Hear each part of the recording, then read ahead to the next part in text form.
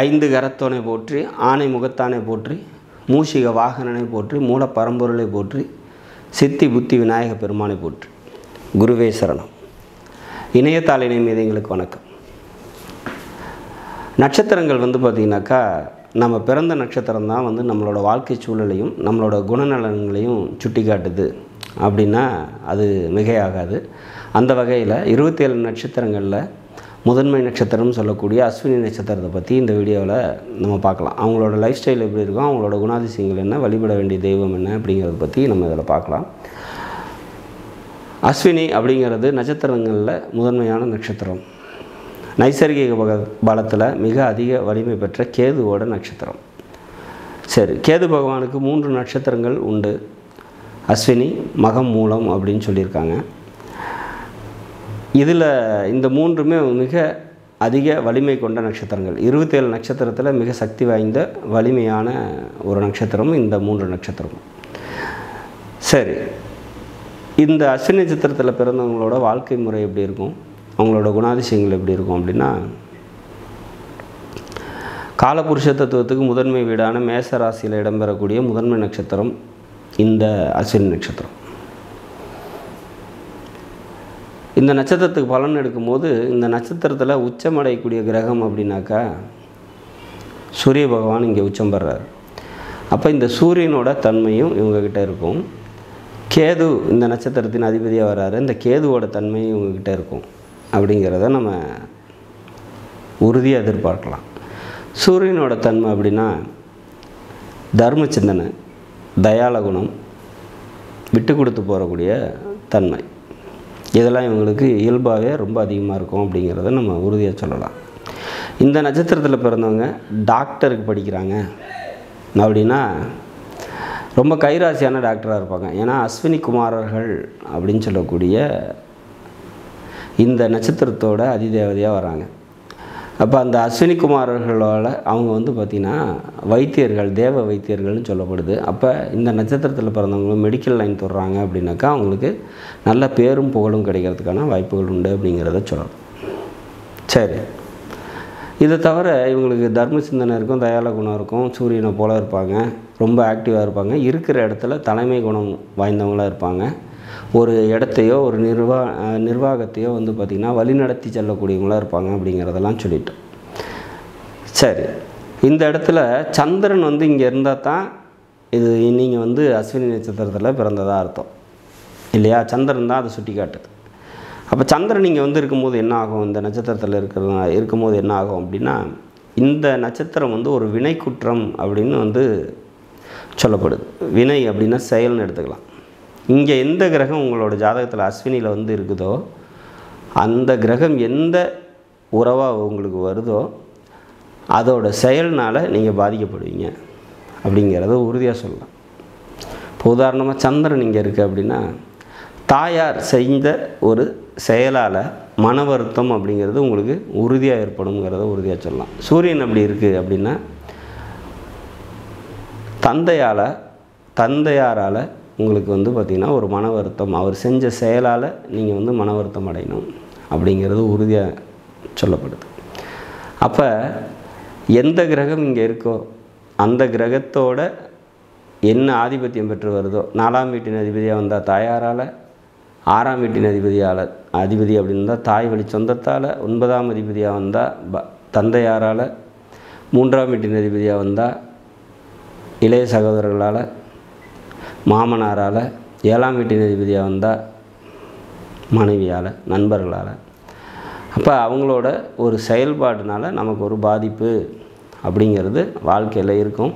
அது ரொம்ப ஒரு உள் காயமாக இருக்கும். கண்டிப்பாக லைஃப் டைம் ஃபுல்லாக அதை மறக்க முடியாத அளவுக்கு அந்த தாக்கம் இருக்கும் அப்படிங்கிறது ஒரு விஷயம். அப்போ அஸ்வினி நட்சத்திரத்தில் பிறந்த எல்லாருக்குமே என்ன இருக்கும் அப்படின்னா, தாயாரால் ஒரு மனக்கசப்பு அப்படிங்கிறது உறுதியாக இருக்குது அப்படிங்கிறது உறுதியாக சொல்லணும். சரி, சூரியன் உச்சமாகிறதுனால அவங்களோட சிந்தனைகள் இருக்கும் அப்படிங்கிறது, சூரியனை போல் இவங்களோட தோற்றம், நடை, பழக்க வழக்கம் இதெல்லாம் இருக்கும் அப்படிங்கிறத சொல்லலாம். கம்பீரம் அப்படிங்கிறது இவங்களோட செயல்பாட்டில் இருக்கணும், இல்லது இவங்களோட தோற்றத்தில் நிச்சயமாக இருக்கும் அப்படிங்கிறது உறுதியாக சொல்லலாம். அஸ்வினி நட்சத்திரம் வந்து பார்த்திங்கன்னா வினைக்குற்றம் உள்ள நட்சத்திரம். இங்கே சந்திரன் இங்கே வந்து இருக்கும் போது இது சம்மந்தப்பட்ட பாதிப்பை அவங்க சந்திக்கிறாங்க அப்படிங்கிறத சொல்லலாம். எந்த ஒரு விஷயத்தையும் வந்து பார்த்திங்கனாக்கா சுயநலம் இல்லாமல் மற்றவங்களுக்கு கொடுக்கக்கூடிய ஒரு மனசு அப்படிங்கிறது இவங்களுக்கு இயல்பாகவே நேச்சராகவே இருக்கும் அப்படிங்கிறத உறுதியாக சொல்லலாம். எல்லா ஃபீல்டுலேயும் அக்யூல்ட் நாலேஜ் அப்படிங்கிறது இவங்களுக்கு இருக்கும். கேது சம்மந்தப்படுறதுனால வந்து பார்த்திங்கனாக்கா இவங்களுக்கு இந்த இயல்பாகவே ஞானம் அப்படிங்கிறது இவங்கள்ட்ட இயல்பிலே இருக்கும் அப்படிங்கிறத நம்ம உறுதியாக எதிர்பார்க்கலாம். சரி, தந்தை வழி கர்மாவை சுமந்து வந்த நட்சத்திரம் இது. அப்போ தந்தையார் வழியில் இருக்கக்கூடிய நன்மைகள் தீமைகளை அப்படியே பிரதிபலிக்கக்கூடிய ஒரு நட்சத்திரம்.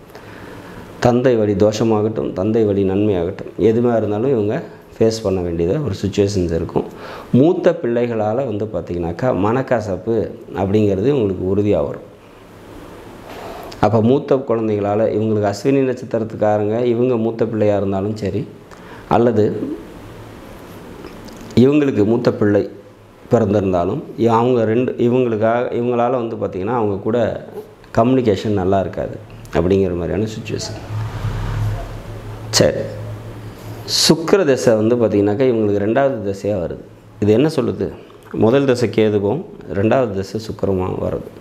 சுக்கிரன் வந்து இவங்களோட ஜாதகத்தில் இருக்கக்கூடிய தன்மையை பொறுத்து இவங்களோட வாழ்க்கை சூழ்நிலை அமையும்.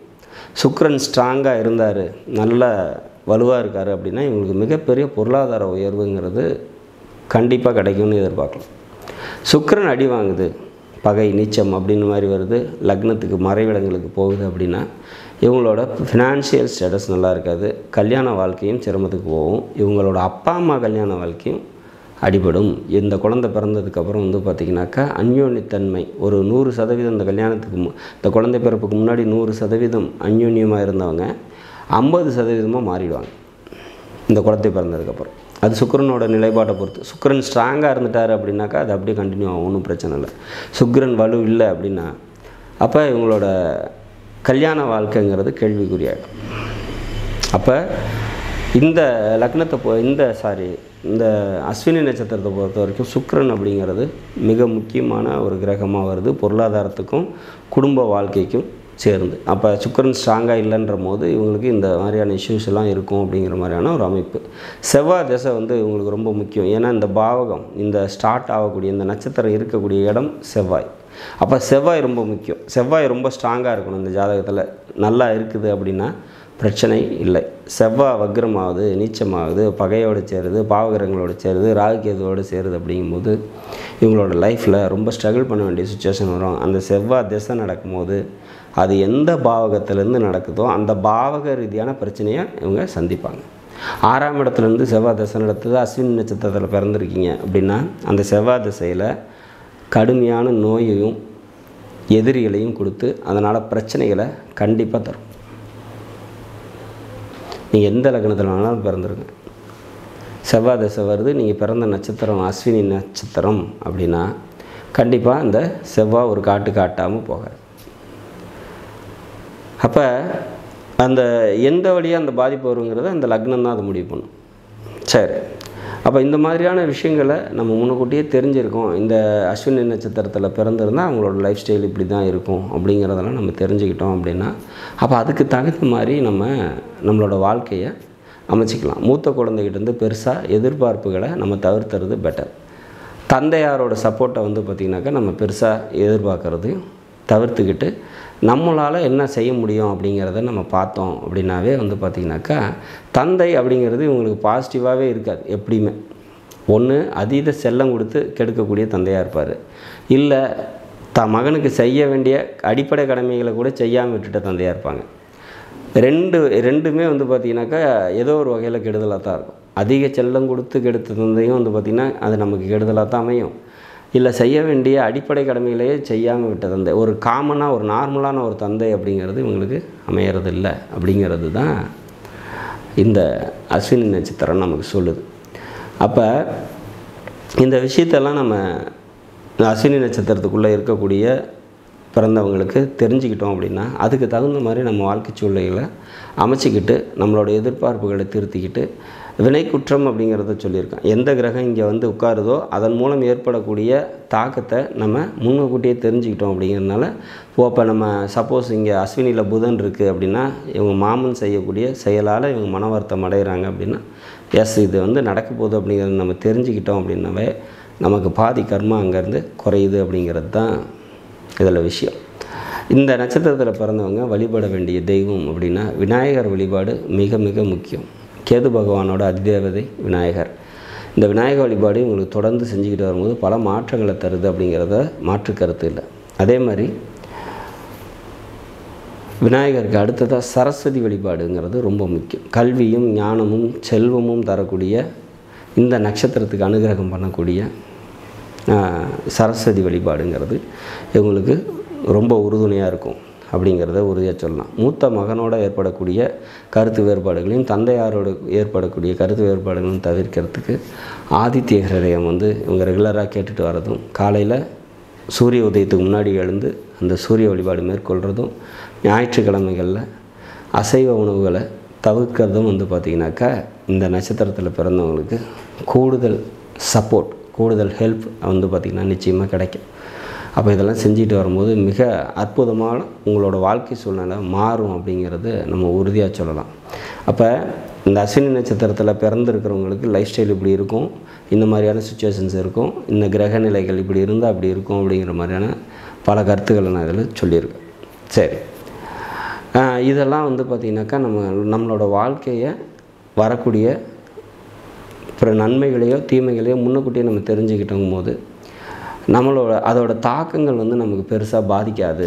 அப்படிங்கிறதுனால தான் இது ஒரு பதிவாக நம்ம வந்து இந்த நட்சத்திரத்தில் பிறந்தவங்களோட வாழ்க்கை முறை இப்படி இருக்கும் அப்படிங்கிறதுக்காக நம்ம பதிவிடுறோம்.